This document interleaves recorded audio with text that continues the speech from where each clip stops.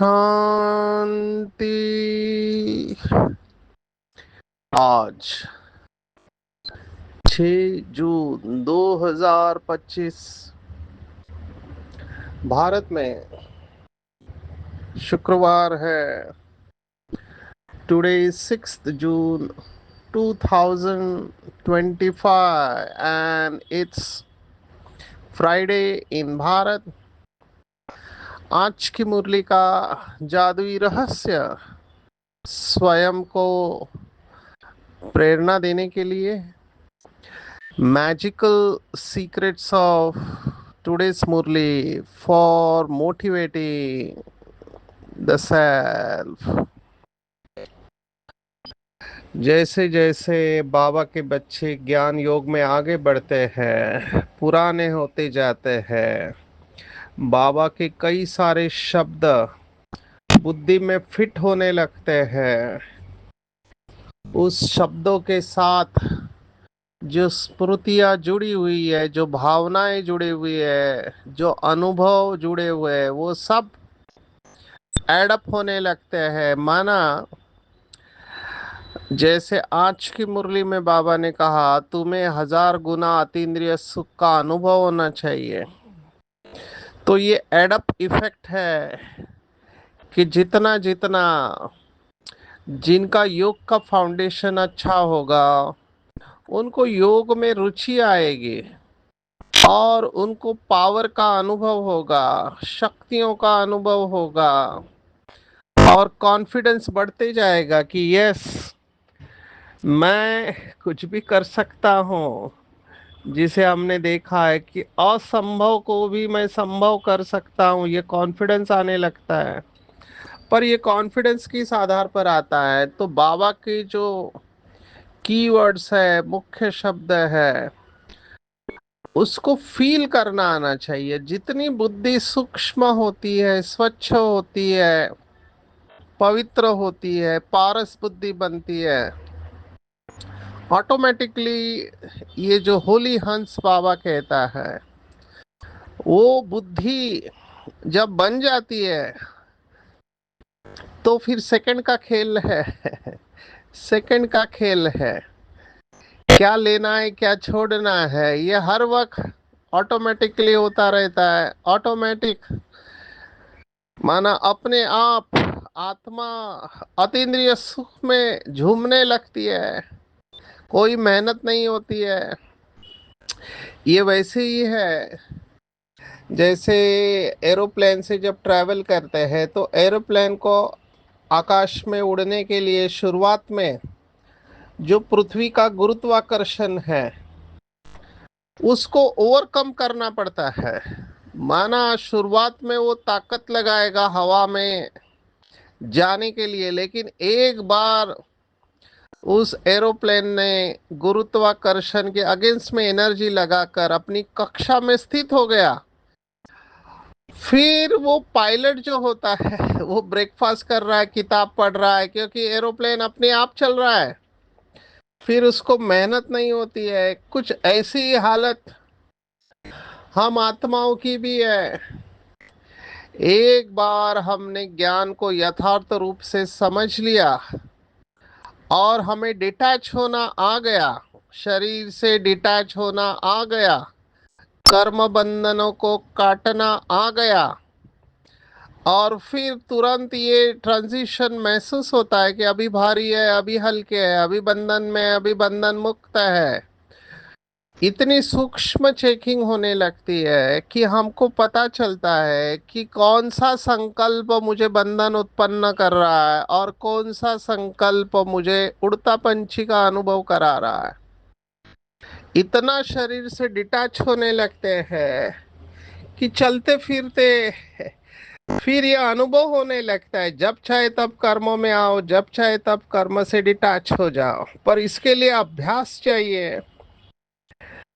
तो ये अभ्यास की बात है। आज फिर से बाबा ने मुरली में कहा है, पढ़ाई पढ़ाई पढ़ाई पढ़ाई। पहले भी कुछ दिन आया था, आज फिर से बाबा ने कहा गोल्डन स्पून इन माउथ। आज के मुरली का एक शब्द अगर आप लेना चाहो तो वो शब्द होगा गोल्डन स्पून इन माउथ। माना, ये कहावत है अंग्रेजी में, गोल्डन स्पून इन माउथ का भाव है कि जन्मते ही सोने के चम्मच में, सोने की थाली में भोजन।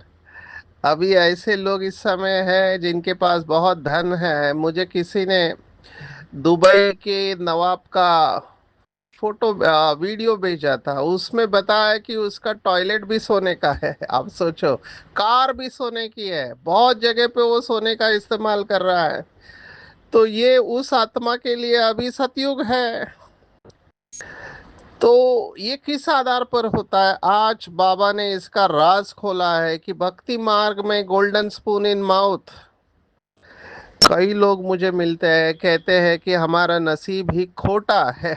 मैंने कहा क्यों ऐसा कहते हो? बोलते हैं अगर नसीब अच्छा होता तो टाटा, बिरला, अंबानी या आजकल अडानी ऐसे परिवार में हम जन्म लेते। हमारा नसीब ऐसा है, इसलिए हम इतने गरीब परिवार में जन्म लिए।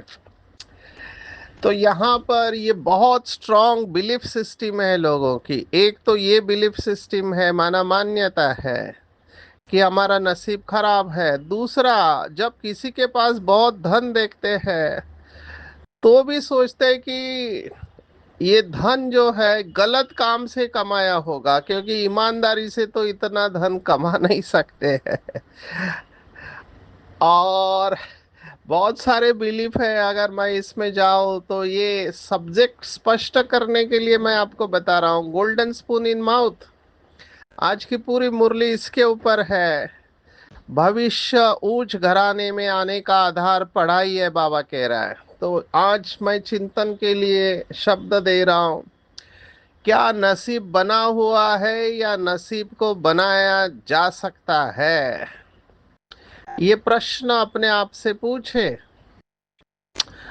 मोटिवेशनल स्पीकर जो होते हैं, जो प्रेरणादायी वक्ता होते हैं, वो हमेशा ये बात सुनाते हैं अपने स्पीच में कि कौन से परिवार में जन्म लेना ये आपके हाथ में नहीं है, क्योंकि आपने पास्ट जन्म में जो कुछ भी किया है तो उस आधार पर आपको परिवार मिलेगा। लेकिन समझो आप गरीब परिवार में पैदा हुए, आपके हाथ में नहीं था, लेकिन गरीब होके मरना ये डेफिनेटली आपके हाथ में है।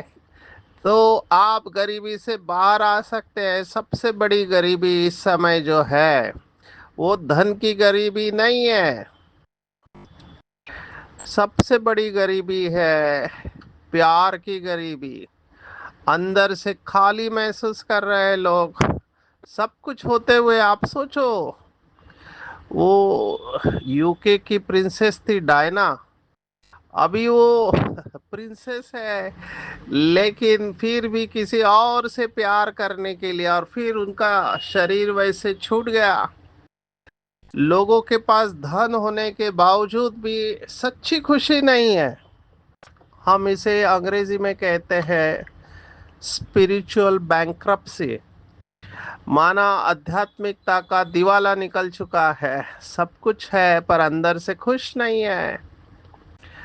डिप्रेशन कितना बढ़ते जा रहा है, या लोनलीनेस हम कहते हैं। लोनलीनेस माना अकेलापन। अभी अकेलापन क्यों महसूस कर रहे हैं? हम तो कैड के पेशेंट के साथ भी काम किया, तो उसमें स्टडीज दिखाते हैं कि हार्ट अटैक का कारण केवल कोलेस्ट्रॉल नहीं है, बढ़ा हुआ कोलेस्ट्रॉल, पर उसमें नॉन फिजिकल फैक्टर्स हम कहते हैं, उसमें आइसोलेशन, अकेलापन, अकेलापन, चिंता और गुस्सा, ये non physical factors heart attack के लिए कारणीभूत होते हैं। क्योंकि बाकी सभी रिपोर्ट नॉर्मल है आपके, फिर भी आपको हार्ट अटैक आता है। तो उसका कारण ये नॉन फिजिकल फैक्टर्स होते। तो अकेलेपन के बारे में मैं कह रहा था कि अकेलापन का मतलब भी बहुत अच्छा उन्होंने, देखो ये साइंटिस्ट भी कई बार बहुत अच्छी स्पिरिचुअल बातें करते हैं। वो कहते हैं कि अकेला माना ये नहीं कि घर में कोई नहीं है आपके इसलिए अकेले हो, नहीं, सब लोग होते हुए भी आप अकेला महसूस करते हो। माना अकेलापन को आध्यात्मिकता में कहते हैं कि आप लोनली फील करते हो, अकेले फील करते हो, इसका मतलब ये है कि आप अपनी कंपनी को एंजॉय नहीं कर रहे हैं। और योगियों में ये कहते हैं, अंग्रेजी का शब्द है सॉलिट्यूड। देखो दोनों शब्द अकेलेपन के बारे में कहते हैं कि लोनलीनेस और सॉलिट्यूड। लोनलीनेस दुखदाई है पर सॉलिट्यूड सुखदाई है। सॉलिट्यूड माना जिसको बाबा कहता है एकांत। योगी भी अकेला रहता है लेकिन वो अकेलेपन में अतीन्द्रिय सुख का अनुभव कर रहा है। और आजकल लोग अकेले, सब लोग होते हुए भी अकेले, विदेशों में तो चलो लोक संख्या कम है कई कंट्रीज में, तो वो कुत्ते बिल्ली पाल लेते हैं क्योंकि उनको बहुत अकेलापन आता है। और कुत्ते बिल्लियों से अनकंडीशनल लव, बिना किसी शर्त का प्यार उन्हें प्राप्त होता है, उनको अपना साथी बना लेते हैं। तो अकेलापन माना अपनी कंपनी को एंजॉय नहीं करना, एकांत। योगियों को तो एकांत में खुशी होनी चाहिए।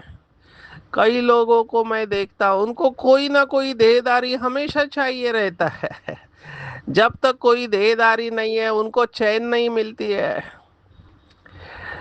तो मैं इसके विरोध में नहीं हूँ, मैं तो पेशेंस के बारे में बता रहा हूँ कि भले लोग आपके साथ में है नहीं है, पर मेरे इस खुशी का आधार, सुख का आधार बाप का साथ है, बाप की याद है, ना कि वो देहदारी। ये हमको समझ के लेना चाहिए क्योंकि ड्रामा एंड में है। कोई भी देहदारी आपको सदा काल के लिए सुख दे नहीं सकता है, प्लीज अंडरस्टैंड।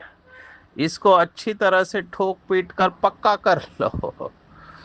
इवन बाबा ने तो, जो स्पीकर क्वालिटी आत्मा है, उनको भी कहा हुआ है कि अपने ऊपर डिपेंडेंट नहीं करना चाहिए किसी को, बाबा के साथ जोड़ना है। तो ये सब बातें गोल्डन स्पून इन माउथ के साथ जुड़ी हुई है। गोल्डन स्पून इन माउथ माना जन्मते ही बड़े परिवार में, वहां से हम आए थे नसीब के बारे में। तो भले गरीब परिवार में हमारा जन्म हुआ है, हमारे पास ज्यादा संपत्ति नहीं है, लेकिन हम अपने नसीब को श्रेष्ठ बना सकते हैं। तो ये दो शब्द बाबा की मुरली में हम हमेशा सुनते हैं, तकदीर और तदबीर। ये उर्दू के शब्द है। तकदीर माना नसीब, फॉर्चून। तदबीर माना पुरुषार्थ। तो तकदीर माना हमने जो पास्ट में किया है, पास्ट में जाने अनजाने में हमारे द्वारा कई ऐसे कर्म हुए हैं जो कुछ हम जानते हैं कुछ हम नहीं जानते हैं। आज बाबा ने कर्म भोग की भी बात की हुई है, इसलिए मुझे ये पूरा गोल्डन स्पून इन माउथ शब्द के ऊपर ही हम जाएंगे ज्यादा से ज्यादा। बाबा ने कहा कर्म बंधन, इसके ऊपर बाबा ने पूरी 4-5 लाइन दी है। बाबा ने कहा जितना भक्ति मार्ग में दान पुण्य करते हैं तो साहूकार के पास जन्म लेते हैं। तो पहले सवाल का जवाब, मैं क्यों गरीब हूँ, क्योंकि पिछले जन्म में मैंने दान पुण्य नहीं किया है। दूसरा, जो कोई बुरा कर्म करते हैं तो फिर ऐसा जन्म मिलता है। अभी ऐसा माना कैसा, तो हमने जो कुछ भी कर्म किए, जन्मते ही कई लोगों की आंखें नहीं होती है, हाथ नहीं होते, पैर नहीं होते, किडनी नहीं होती है, कितने सारे अंग नहीं होते, ये सब कर्मों का फल है। कोई कोई का तो ऐसा कर्म बंधन है जो बात मत पूछो। अभी बाबा ने इसको सीक्रेट छोड़ दिया, बात मत पूछो माना क्या, माना वो आत्मा अपने जन्म में बहुत सारे प्रॉब्लम को फेस कर रही है, ये कर्म बंधन है। एक, उनको देहदारियों से दुख मिलता रहेगा लगातार। दूसरा, बीमारियां आएगी लगातार। तीसरा, कोई ना कोई कोर्ट में केस चलता रहेगा लगातार। ये सब कर्म बंधन है। यह सब है पास्ट का कर्म बंधन। राजाएं भी कोई कोई ऐसे होते हैं, बड़ा कर्म बंधन कड़ा होता है। माना राजाओं का भी कर्म बंधन कड़ा होता है। हमारे सामने तो अभी केस स्टडी है, आप देख सकते हैं, अंबानी का बेटा अभी इतना इतना धन है कि डॉक्टरों की हॉस्पिटल की लाइन लगा सकते हैं, लेकिन वो अपने बेटे की बीमारी ठीक नहीं कर सकते हैं। तो ये कर्म बंधन है। भले गोल्डन स्पून इन माउथ है, लेकिन कितने ऐसे लोगों को मैं जानता हूँ, पैसे की कोई कमी नहीं है लेकिन डायबिटीज है और मीठी चीजें खा नहीं सकते हैं। तो ये कर्म बंधन है। इन लक्ष्मी नारायण को कोई बंधन नहीं है, वहां है ही योग बल की रचना। जबकि योग बल से विश्व की राजा ही ले सकते हैं, तो क्या बच्चा पैदा नहीं हो सकता? पहले से ही साक्षात्कार हो जाते हैं। मैं कर्म बंधन के ऊपर वापस आता हूँ। ये समझ हम सबको होनी चाहिए कि जिस भी परिवार में हम पैदा हुए हैं, गरीब अमीर या सो जो भी है, ये हमारे कर्मों का ही रिटर्न है। इसकी रिस्पॉन्सिबिलिटी उठाना है, ना किसी को दोष देना है। एक मेरे पास केस है, अभी वो लड़का है, उसकी उम्र हो गई 18 साल के ऊपर। अभी वो अपने माता पिता को दोष दे रहा है कि मेरी हाइट जो कम है आप लोगों की वजह से है। और उसके अंदर बहुत हीन भावना है। वो बाहर से कड़ी लगा लेता है, माँ बाप को अंदर कमरे में बंद कर देता है और उनको ये हमेशा बोलते रहता है, तुम्हारे वजह से मैं ऐसा हूँ, मेरा स्किन का कलर खराब है, माना डार्क कलर का स्किन है, त्वचा का रंग काला है, हाइट भी नहीं है, गरीब भी हूँ, ये सब तुम्हारे वजह से। तो लोग दोष देते रहते हैं, या तो दूसरों को या भगवान को या अपने नसीब को। बिल्कुल नहीं। जिसको ये ज्ञान समझ में आया वो तुरंत जिम्मेवारी उठा लेगा कि मेरे कर्म मेरे हाथ में है। मैं चाहूं तो उच्च पद पा सकता हूं। अपने को संपूर्ण रूप से स्वीकार करना चाहिए। अपने आप को स्वीकार करो। जिस भी परिवार में मैं पैदा हुआ, जिस देश में पैदा हुआ, जिस शहर में, जिस गांव में पैदा हुआ, पूर्ण रूप से स्वीकार करो कि एग्जैक्टली ऐसे ही होना चाहिए था। एग्जैक्टली ऐसे ही होना चाहिए था। अभी मेरे पास चॉइस है। मैं आपको बहुत सारे सक्सेस स्टोरी सुना सकता हूँ। एक माता, अभी उसका दिल था कि विदेश में जाके देखे और सेवा करे, थी भारत में।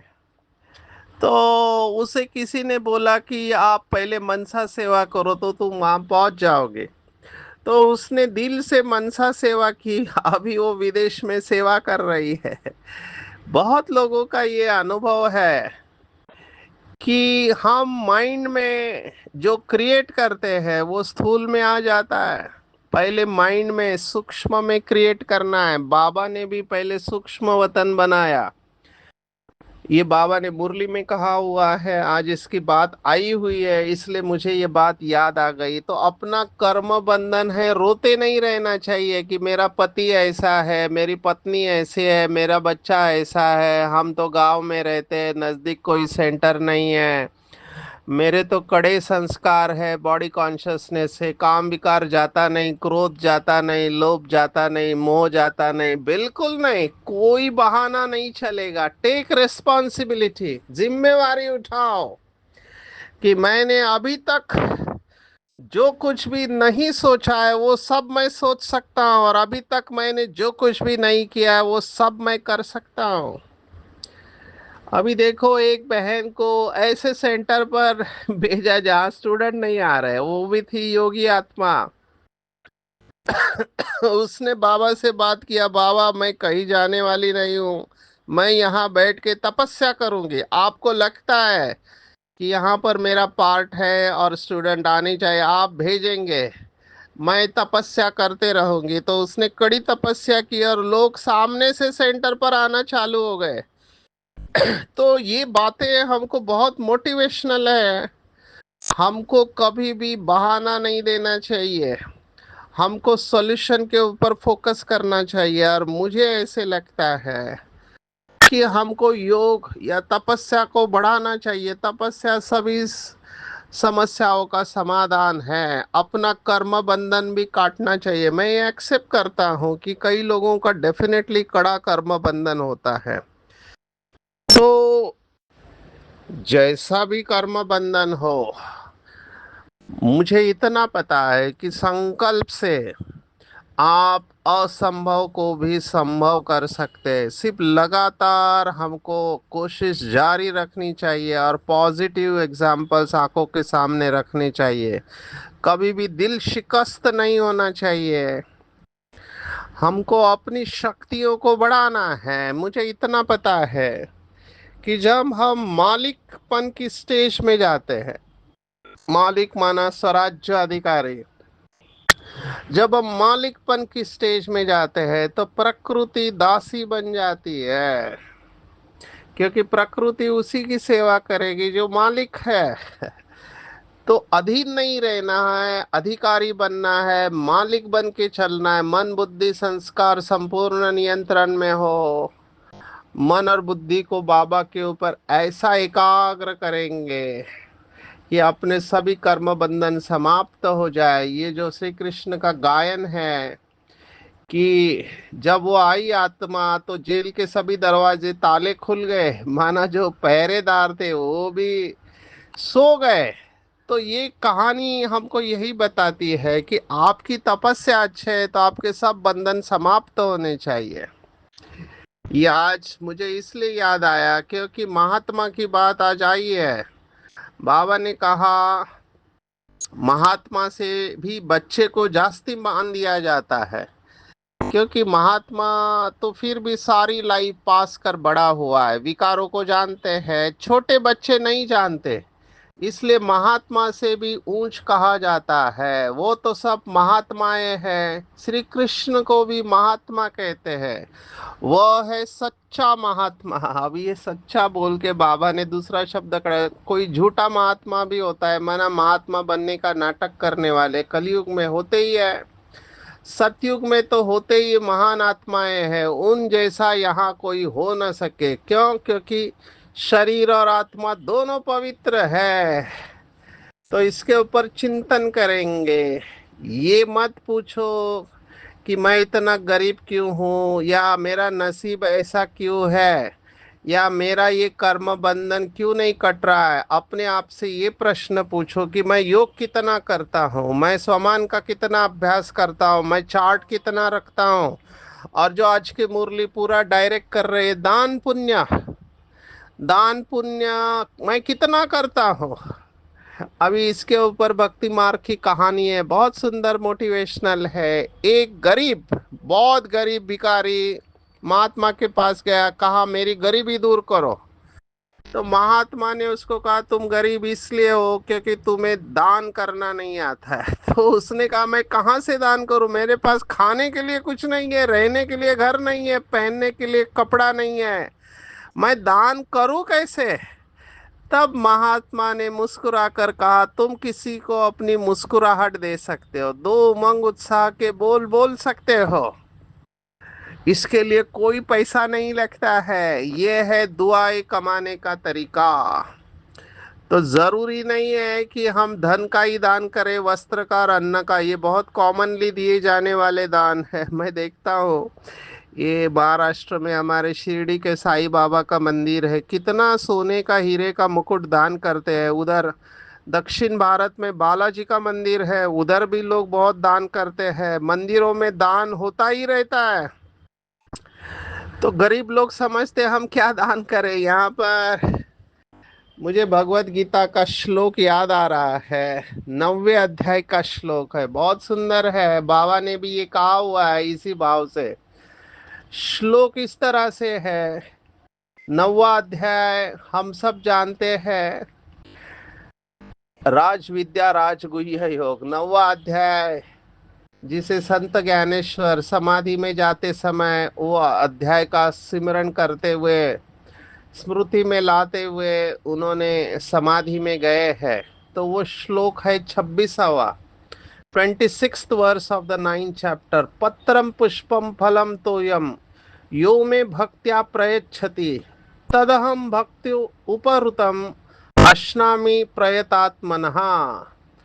जो कोई भक्त मेरे लिए प्रेम से पत्ता, फूल, फल, जल आदि भी अर्पण करता है, उस शुद्ध बुद्धि निष्काम प्रेमी भक्त का प्रेम पूर्वक अर्पण किया हुआ वह पुत्र पत्र पुष्प आदि मैं सगुण रूप से प्रकट होकर प्रीति सहित खाता हूँ। भक्ति मार्ग में ऐसे बहुत सारे चमत्कार हुए हैं। महाराष्ट्र में संत नामदेव अपने हाथ से खिलाते थे। उधर धन्ना जाट पंजाब की तरफ धन्ना जाट भगत की कहानी अभी बाबा ने कुछ समय पहले उसकी भी कहानी सुनाते हैं कि उनके साथ में रहते थे परमात्मा। ऐसे बहुत सारे चमत्कार है। मुझे किसी ने एक वीडियो भेजा, अभी वो सच है या नहीं हो तो भगवान ही जाने। वृंदावन का, वहां पर रात को वो लड्डू पान सब रखते हैं, सुबह देखते तो उसमें से कुछ खाया हुआ है। अब ये कैसे है, इसमें सच है या नहीं हम नहीं जानते हैं, लेकिन भक्ति मार्ग में इसकी कहानियां भरी पड़ी है। कहने का भाव ये था कि शुद्ध भाव से हम जो कुछ भी करते हैं यज्ञ के लिए, दूसरों के लिए, उसका रिजल्ट आता है। आगे चलते हैं। खुशी होनी चाहिए बाबा ने कहा तुमको, क्योंकि पुरानी दुनिया से हम नई दुनिया में जा रहे हैं।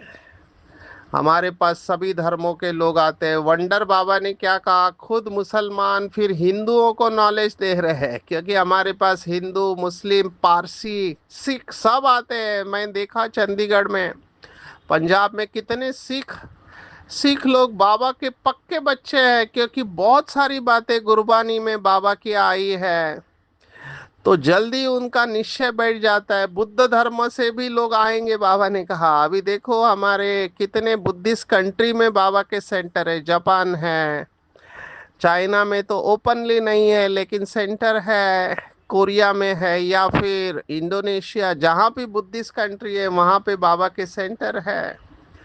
तो ये सब ड्रामा प्लान अनुसार बाबा के पास आने वाले हैं। हमारे अंदर बहुत खुशी होनी चाहिए, क्योंकि हम अच्छी दुनिया में जा रहे हैं। सिविल वॉर की बात भी आज की मुरली में आई है।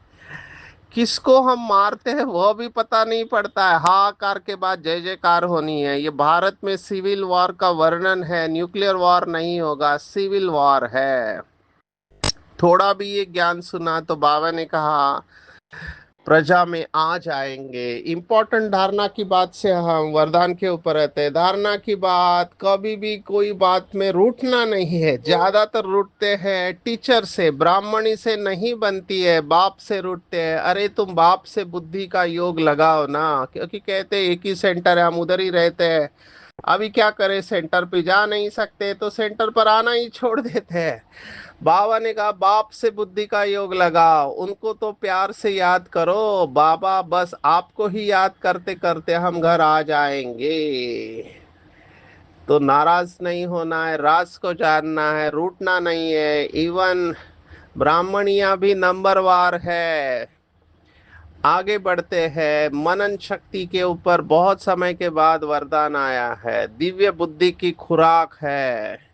भक्ति में सिमरन करते, ज्ञान में स्मृति की शक्ति है। रोज अमृत वेले एक टाइटल लेना है, उसके ऊपर मनन करो, उससे बुद्धि शक्तिशाली होगी, और शक्तिशाली बुद्धि के ऊपर माया का वार हो नहीं सकता। माया कैसे वार करती है, तो सबसे पहले बुद्धि को कमजोर करती है, क्योंकि ये स्ट्रेटेजी है। दुश्मन को कमजोर करना है, उसका खाना खाना बंद कर दो, दुश्मन वैसे ही मर जाएगा। तो हमारा खाना है दिव्य बुद्धि। दिव्य बुद्धि द्वारा हम बाबा से शक्तियां लेते हैं, और माया उधर ही वार करती है, व्यर्थ संकल्प लाती है, और कमजोर बुद्धि से बाबा से योग लग नहीं सकता। इसलिए मनन करके बुद्धि को शक्तिशाली बनाना है, आज्ञाकारी बनना है, सबसे दुआएं लेनी है। बहुत सरल पुरुषार्थ है। आज्ञाकारी बनो, दुआएं लो। दुआओं का प्रभाव दिल को संतुष्ट रखता है। आत्मिक स्थिति की पॉइंट है, भाई भाई के संबंध की वृत्ति बेहद की आत्मिक दृष्टि है, और शुभ भावना रखेंगे तो फल जरूर मिलेगा।